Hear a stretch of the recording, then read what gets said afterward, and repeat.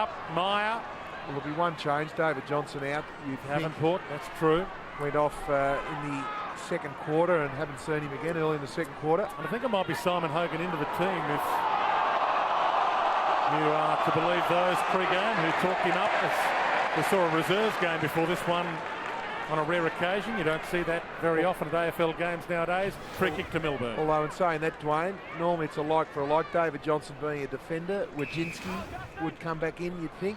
Didn't notice him running around this afternoon, in the early game. Oh, I'd love to see young Hogan play, but you'd think experience against St Kilda next week, you'd have the box ticked with Wojcinski. Well, he gives them a run. That's the thing. Ablett got it from Chapman. Heads wide to Burns again. Half dragged off that, and he has injured himself. You mentioned you don't want to see him injured. Looks like he's done a thumb. Hopefully that's okay. Surgeon pops it up. Logan had a good final term. Treadray, likewise, been run into goal here.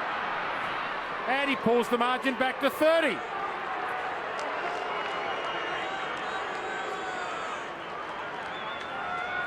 The crowd are stunned. They are absolutely stunned, and it's amazing to think in this last quarter, Port have kicked 6 goals for to 1 goal 1. But the stat that really hurt, there's 2 stats. The inside 50s 12, and we see the use of the body there was fantastic for Treadray. 12 inside 50s for 10 scoring shots, but Pickers, you're the midfielder. Talk us through the clearance numbers there. Yeah, their clearance is 10 zip. So Geelong have not won a clearance in this last quarter. It's unbelievable. You mentioned 6 goals to 1 this term. Port Adelaide kicking with the breeze. Well, Geelong kicked 7 goals to 1 with the breeze in the opening term, so maybe the breeze has been worth more than we thought. Well, it started in here, Dwayne. This is, well, I'm not sure whether it's a clearance, but it's 10 zip clearance is Port's favour in this quarter. They have not had the ball in tight at all, Geelong, in this quarter. Also too, Spud, Warren Treadray is basically the only tall in their forward line at the moment, so they've gone with a really small mobile forward line that's really worked for them in the last quarter. So the margin at quarter time, 40 points. The margin right now, 30 points. Well, the margin at half-time was 30 Corns points as to well. reduce it to 24. It's the post. Sorry, Dwayne. The margin at half-time after each team had used the breeze was 30 points. The margin right now is 30 points, or 29 points. So the Cats, lucky there's not a 5th quarter here the way Port are playing, although, given what you said, if there was a 5th quarter, the Cats would be kicking with the breeze. Happily. Just mobbing up some seconds.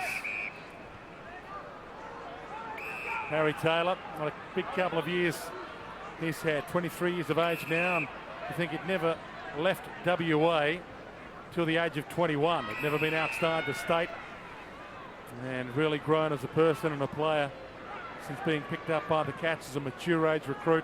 Harry Taylor, Cam Mooney, Thurston's close to the boundary line. Little bump from Cam just to let him know that he's had a game. Chaplin to Robbie Gray, outside of the foot, Scarlett, and good strong grab. Well, the game's been played up this end. Out of the 30 goals, 24 to the end. Porter kicking 2 at the moment, 6 up the other end. And Scarlett clever to fumble that through deliberately. And just to get back to, back to 28. Scarlett debate, Dwayne, I still would put Scarlett ahead of the others. As a fullback, as the greatest fullback of all time, so we're all in agreement there. Well, no, I'm picking Silvani at this stage because of the fact Silvani played on Dunsell, Ablett, Lockett. You don't rate Riewoldt? No, I do. But these guys, Dunsell, Ablett and Lockett, were absolute.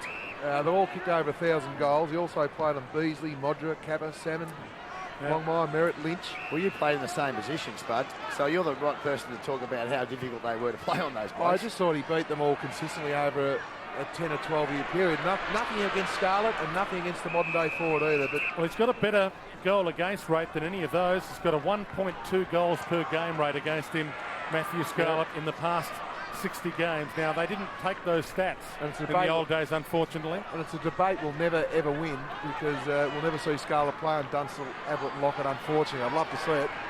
Cracker just got the kick away in time. Rolling ball, Carr can't cut it off. Mumford dives in, and we might get a ball up. And just on Scarlett, he was born to defend, of course. His father, John, fullback, wore the number 30 as well, John Scarlett. 183 games for Geelong as a fullback. His dad, and of course, John Scarlett runs a security company in Geelong. Here, Scarlett Security, so you can't get more defensive than that. And also, he played 212 games, as I said, Dwayne, a few at the end of his career with South Melbourne. And young Matthew passed his father in round 6 this year. And Matty's also related to Bruce Dool on his mum's side, so. Oh, there you go. Can you get any more defensive? Oh, maybe that's going to tip him over the edge then, Dwayne. With It's the that number one last stat, you might have tipped me over the edge. Enright. It's got a bit of Bruce Dool blood in him. Well, gee. To Talking Gary about Ablett, he got one for his trouble. Talking about good bloodlines, Gary Ablett. Yeah. Tucks. His old man, of course. A big game again, Gary Ablett, this afternoon. Oh, unbelievable pickers. Here's another 3 or 2 votes for the Brownlow, which is irrelevant really. But well, they're taking the pressure off. I heard Mark Thompson's article in the paper, because it seems to be everyone's infatuated with him winning a Brownlow medal. well, The media, I'm talking, everyone in particular.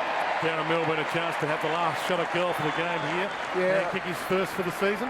and look, he will kick the goal, but I still think Geelong will look at this last quarter. 14 clearances to 0. Well, someone in the box will be being asked a few questions about what happened in the last quarter. And then that'll get transferred down to the midfield. The midfield guys will know about it. So one of the last throws of the dice here. Cats remain undefeated. 13 wins in a row to start 2009. And Darren Milburn, chance for his first goal of the season with possession. Number 29 for the game. He's the champion. He's evergreen. Well, that's the 12th goal scorer for Geelong. He's evergreen, Darren Milburn. He's been a star, and Dwayne, you called it. What is he, ranked 6th in the all-time games played? He'll become the 6th Geelong player to reach 250 games in a few weeks' time. And he's passed Barry Sternham, Gary Ablett Sr., Mick Turner and Reg Hickey in the last few games. Those players are 242, 244, 245 games, and this is Darren Milburn's 246th. So he really is in elite company. And the facts are, his last 3 seasons have been his best. Yep. Well, normally at that, you start to trail off a bit. He's a man of few words, but he's been a great player, no doubt about that. It's been Geelong's day at home. It started well for the Cats when they announced pre-game that their coach, Mark Thompson, who has a 100% record this season, has been re-signed as the coach of the Cats for the next 2 seasons. In essence, they aired their clean linen in public pre-game Geelong. They celebrated the fact that this team is flying. It's now 55 wins out of the last 58 games. It's 13 wins in a row here at Skillett Stadium, and it's 13 wins in a row to start 2009. Over to you, St Kilda.